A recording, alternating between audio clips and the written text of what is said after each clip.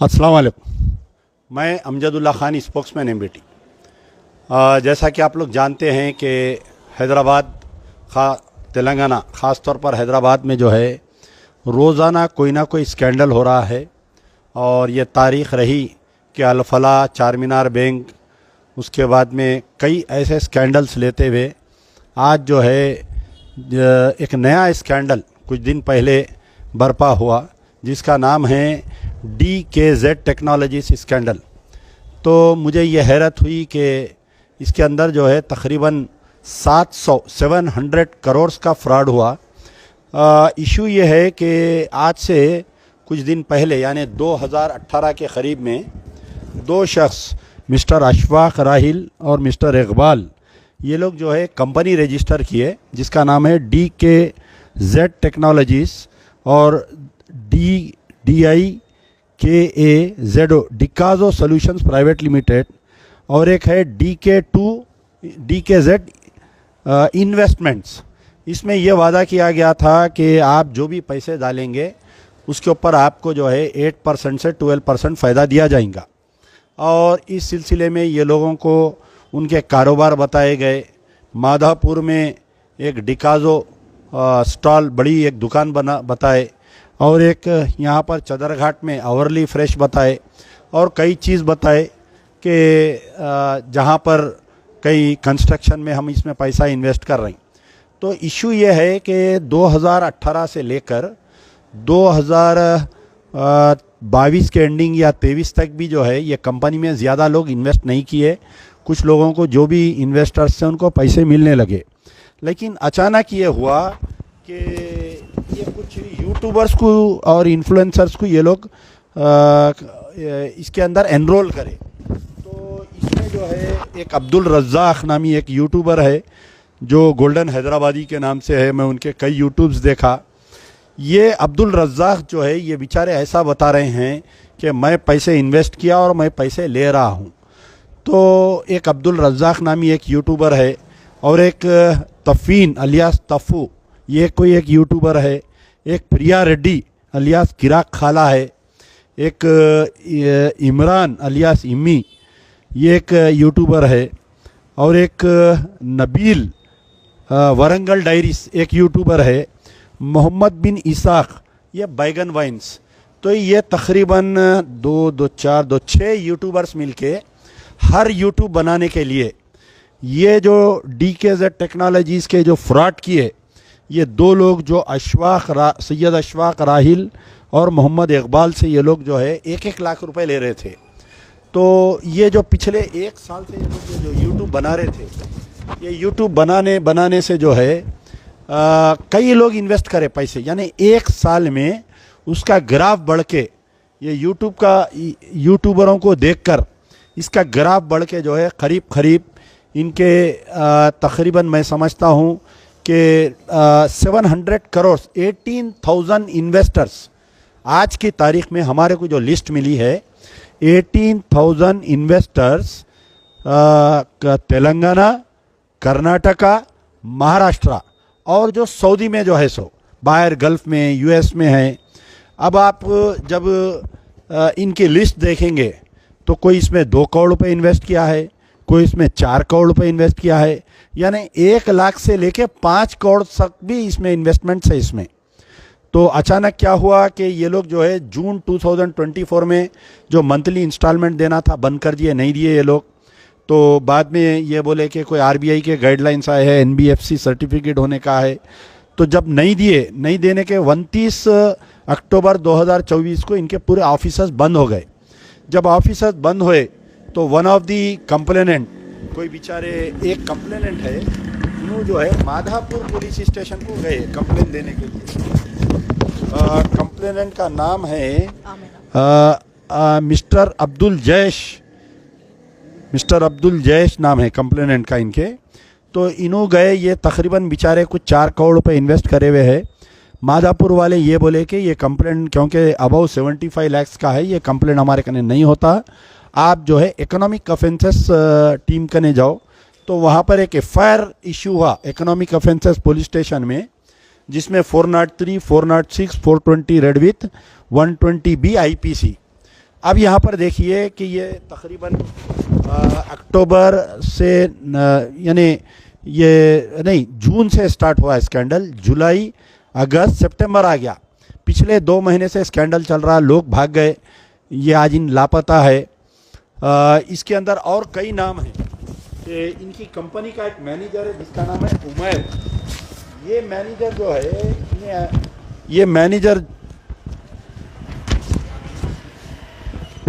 ये उमैर एक मैनेजर है, इन्हें भी वन ऑफ द कल्प्रिट है। और कई है इसके अंदर, यानी जो लोगों को वरगला रहे थे इसके अंदर पैसे इन्वेस्ट करो बोल के, उसमें मोइज़, असलम, नज़ीर, बिलाल, भाग्या, फातिमा, सबिया, सुमिता, रूही, खालिद, सलमान, रिजवान, यासीन, अलीज़ा, इमरान, एक लंबी तवील है। तो ये लोग एज ए एम्प्लॉयर भी काम कर रहे थे और परसेंटेज एजेंट भी काम कर रहे थे। लोगों को एक इन्वेस्टर को लाके पैसे दिए तो ये लोग जो है उनको कुछ पैसे दे रहे थे। खैर बहरहाल ये लोग अचानक भाग गए। तकरीबन 18,000 to the tune of 700 crore इसका वो बता रहे हैं। तो ये लोग कंप्लेंट देने के बाद में कोई तहकीकात नहीं हो रही है। वो इकोनॉमिक ऑफेंसेस टीम जो केसेस बुक की वो एक दिन में बेल पे बाहर आ जाते और उसके बाद में जो है वो लोग कंट्री छोड़ के भाग भी जा सकते। तो तकरीबन, और एक हैरत की बात यह है कि इसमें जितने 18,000 इन्वेस्टर्स है 99% मुस्लिम्स है इसमें। तो रोज़ाना ऐसा चीटिंग केसेस रिपोर्ट आ रहे हैं, उसके बावजूद लोगों को समझ नहीं आ रही है कि क्या करना बोलकर। अब बहरहाल मेरे पास आए थे तो हम जो है, क्योंकि ये टीम इंटरस्टेट स्कैंडल है, ये महाराष्ट्र में भी है, कर्नाटका में भी है, तेलंगाना में भी है। क्योंकि ये लोग हैदराबाद के हैं तो फिलवक्त CCS को दिए हैं। मुझे CCS पे भरोसा नहीं है, इनके इन्वेस्टिगेशन पे 1-2 लाख रुपए ले लेके CCS वाले अगर केस क्लोज कर दिए, either the Telangana government should transfer this case to CID, और क्योंकि ये इंटर स्टेट है नहीं तो इसमें CBI तहकीकात करवाना चाहिए, वरना नहीं तो KMRF का जैसा स्कैंडल हुआ था, हम पुकारते रह गए KMRF के स्कैंडल के बारे में। उसमें महमूद अली साबिका होम मिनिस्टर खुद इन्वॉल्व थे, उसमें राजेंद्र नगर MLA का भी हाथ था, उसमें डॉक्टर रंजीत रेड्डी साबिका MP चिवड़ला, ये लोग मिलकर पॉलिटिशियंस को इन्वेस्टिगेशन को दबा दिए। आज तक मजलूम परेशान है। 350 करोड़ का स्कैंडल हो गया, तकरीबन 700 लोग बेघर हो गए। तो इसका भी हमारे को ऐसा डाउट है कि ऐसा हो सकता है। तो आज ये वीडियो बनाने का मकसद ये है कि हुकूमत तेलंगाना के चीफ मिनिस्टर रेवंत रेड्डी से इंशाल्लाह हम लोग मुलाकात भी करेंगे, पूरे इन्वेस्टर्स जाके उनसे, और उनसे मुलाकात करके हम ये चाहेंगे कि ये CID को अगर केस दे दिया जाए तो, क्योंकि CID साइंटिफिक एविडेंस रखते हुए केस की तहकीकात करती और जल्द से जल्द उसका रिज़ल्ट आने की कोशिश है, इम्कानात है। बहुत परेशान है लोग, कोई अपने जेवरात बेच के पैसे दिया, कोई बच्चों की फ़ीस नहीं बन सका रहा उन्हें। तो बहुत सारे केसेस है। यहाँ पर कुछ इन्वेस्टर्स है, मैं उनसे आपसे बात करवाऊँगा। जी, आपका क्या नाम है, बोलिए। जी, मेरा नाम आमिना है। मैं 5.5 लाख रुपए इन्वेस्ट करी थी। कब करे थे आप? अभी मैं हाल ही में 3 महीने ही हुआ जी। मेरे को कुछ प्रॉफिट भी नहीं आया और कुछ भी नहीं आया, पूरे पैसे डूब गए मेरे। जी जी, नहीं है। तो मैं आप सबसे गुजारिश करती हूँ कि मेरे लिए थोड़ा सा देखिए। मैं भी ऐसे नॉर्मल घर की हूँ, कोई मेरे पास कुछ भी करने वाला नहीं है। हमारे हस्बैंड भी जो है नॉर्मल जॉब वाले। आप कैसा, आपको ख्याल आया कि इसके अंदर ये यूट्यूबर को देख के हम लोगों को ख्याल आया, जो यूट्यूब में बता रहे थे कि ऐसा इन्वेस्ट करने से पैसे ऐसा डबल होते। मैं अपना गोल्ड रखी, 3 लाख में गोल्ड रखी।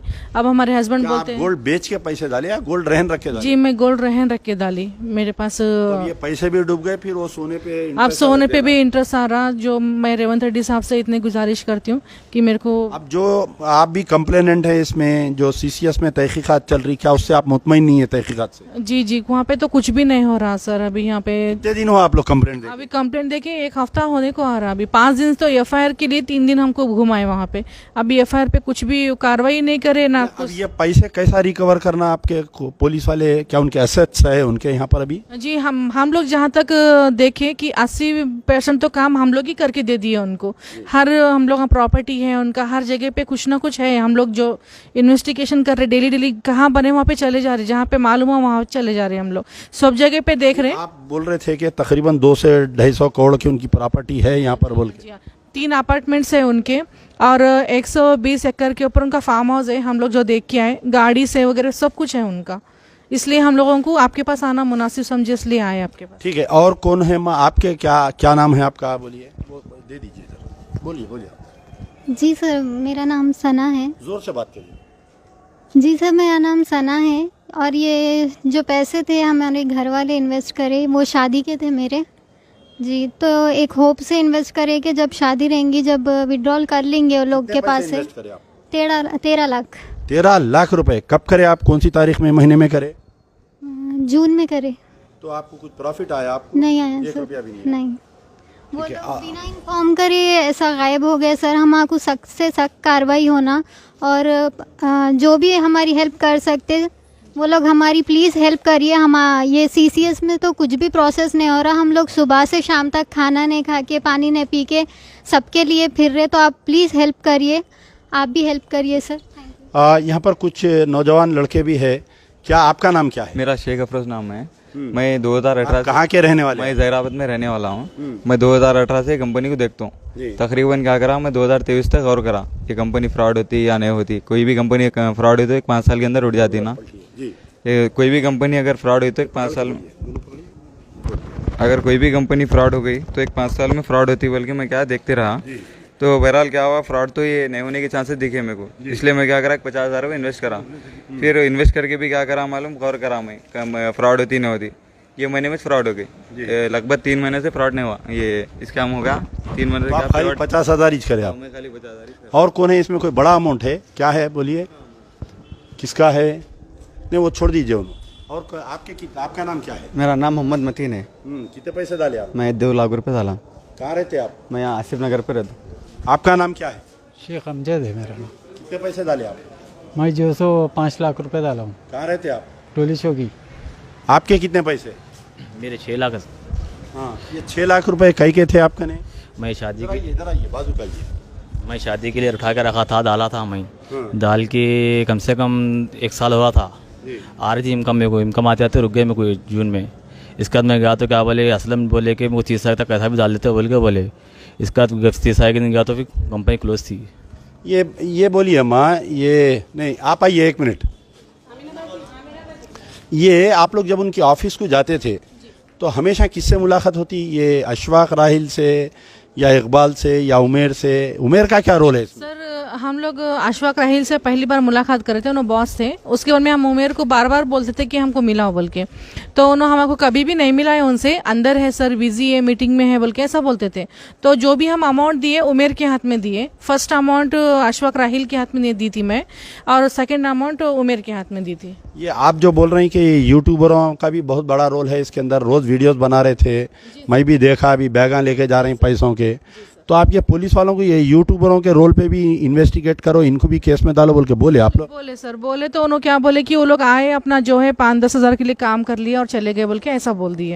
अच्छा, अब इसमें जो एम्प्लॉइज़ है, आप लोगों को एम्प्लॉइज़ भी थे, वो लोग पार्टनर भी थे, आपको एक जनों को इन्वेस्ट कराए तो उनको भी परसेंटेज मिल रहा था, तो उनके बारे में भी बोले आप? सर लास्ट 3 मंथ्स तो ऐसा हो गया कि उनको अमाउंट दिए, सो हम लोगों को स्लिप या ऐसा मतलब बॉन्ड पेपर भी नहीं दिए उन्होंने, वो पूरा वही लोग ले लिए पैसे। अब आप लोग जो पैसे इन्वेस्ट कर रहे थे, कुछ बॉन्ड बना के दे रहे थे ना, वो बॉन्ड है किसी का? नहीं, तो क्या बॉन्ड दे रहे थे वो लोग आपको? वो एक 100 रुपीज़ का बॉन्ड दे रहे थे। 1 लाख रुपए को एक बॉन्ड दे रहे थे। 50,000 को वगैरह कुछ भी नहीं दे रहे थे, सिर्फ 1 लाख रुपए को एक बॉन्ड दे रहे थे, उतना ही दे रहे थे बस। तो अब आप रेवंत रेड्डी साहब से क्या गुजारिश कर रहे हैं? सर हमारे को जो भी है इस पे इन्वेस्टिगेशन बिठाइए सर। अब गरीब लोग, हम बहुत गरीब हैं, हम भी गरीब हैं, हम लोग बहुत अभी लाचार हैं सर, जो भी है ठीक उनके। है, ये देखिए, इधर आप पकड़ो पेपर आए, ये पकड़ो, ये ऐसा बॉन्ड बना के दे रहे थे, प्रोक्यूरमेंट गारंटी एग्रीमेंट। तो अब देखिए कितने भोले लोग हैं। अगर कोई भी बॉन्ड बनता, कोई गारंटी बनती ना, तो उसके अंदर जो है रजिस्ट्रार का स्टैंप रहना, तो ये वैलिड रहता ही है। ये ज़रूरी नहीं है कि खाली 100 रुपये के बॉन्ड पेपर पे कोई भी लिख के दिए तो गारंट, ये अगर कल के दिन आप कोर्ट में गए तो ये गारंट, दिस विल नॉट वर्क। तो नहीं, ये बात इसलिए बोल रहा हूँ मैं कि अक्सर लोग क्या करते हैं, बॉन्ड बना लेके आ जाते हैं, हम बॉन्ड है साहब हमारे कने, उन्हें हमारे से पैसे लिया, तो ये बॉन्ड नहीं चलता। ये इसको क्या करना, जैसा घर खरीदे बेचे तो आप जाके रजिस्ट्री कराते, वैसा रजिस्ट्रार कने जाके आप स्टैम्प मारने लगाना, पैसे दिए लिए सो भी। तो खैर बहरहाल ये है कि division of Dikazo solutions private technologies, DKZ technologies, बहरहाल इतना बड़ा वाक़या हो गया, इतना बड़ा वाक़या होने के बावजूद भी जो है हमारी सरकार सो रही है। एक शख्स जो है 700 करोड़ रुपए आवाम के लूट के उन्हें खुलेआम फिर रहा है, और हमारी सरकार, हमारी पुलिस जो है यानी क्या बोलते आप, रेती में से सांप जाने के बाद में मारते, तो अब इंटेलिजेंस क्या कर रही थी, हमारी स्पेशल ब्रांच क्या कर रही थी, उन्हें ऑफिसा डाल रहा है। यूट्यूबरां जो है यूट्यूब में गाने लगा के लोगों को वरगला रही। तो हमारे स्टेट की इंटेलिजेंस भी काम करना ना, कि भाई ने कल के दिन भाग गया तो कौन जिम्मेदार है बोल के उसको ला के पाबंद करना। तो ये काम नहीं हुआ। इंशाल्लाह देखिए कि बहुत मेहनत करना है, कोशिश करेंगे कि इसकी अगर हाई कोर्ट तक भी जाने की ज़रूरत पड़ी तो जाएंगे। शुक्रिया, खुदा हाफिज़।